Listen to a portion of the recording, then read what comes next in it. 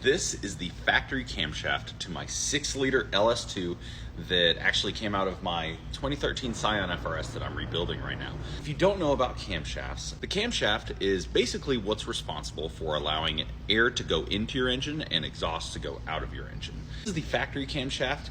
You can see that this is the these are the lobes here.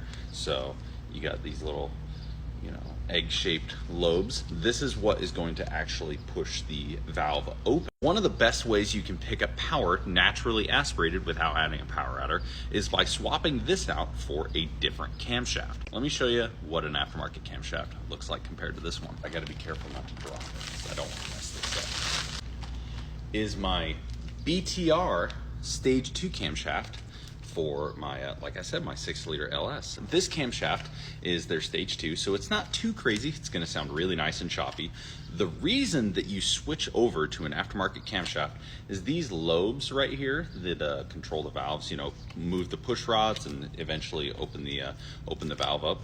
They are not only wider so that there is more duration, the valve is going to be open for a longer period of time, but they're also a little bit taller as well, so there's going to allow more airflow to come in. So you have more airflow and a longer amount of time the air is going to be flowing into the engine. That is directly going to result in more horsepower. And this is a very, very cost-effective way to get some extra horsepower out of your engine.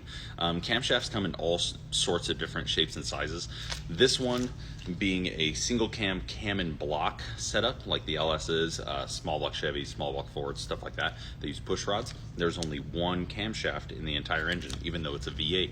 A lot of times when you're upgrading your camshaft, you should need to do some other supporting modifications. Those things can look like different push rods. If it's a push rod motor, it can be different valve springs. And there's a couple other things that you might need to consider upgrading. I'm going to talk about that in the next video.